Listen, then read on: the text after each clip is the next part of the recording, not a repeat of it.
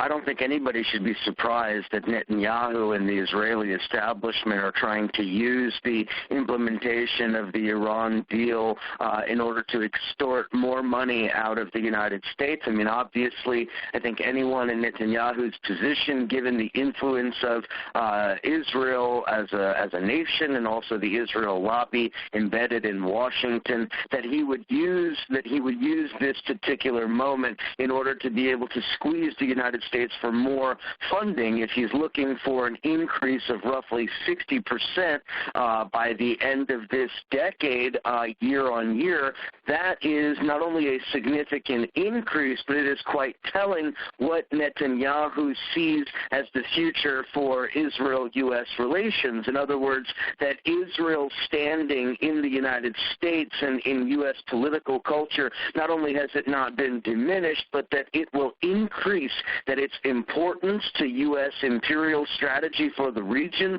will, of course, increase, and as such, it needs to be funded and furnished with all the latest in military hardware so that it can not only continue its brutal and violent oppression of the Palestinian people, but that it can extend its hegemony throughout the region. Remember that part of the U.S. strategy for the region for the last 70 years has been to see Israel as essentially a client and an important outpost of the imperial system. Israel, the United States, along with the countries of NATO, are part of one large system, and that is what we see on display when Netanyahu prances before the lords of Wall Street and the lords of capital in Davos as they meet at their annual convocation. Netanyahu demonstrates once again the absolutely essential role that Israel plays for finance capital globally, both as a regional bully and a regional belligerent, but also as a part and parcel of a larger strategy. Israel is central to the war on Syria. Israel is central to the U.S. client status of Saudi Arabia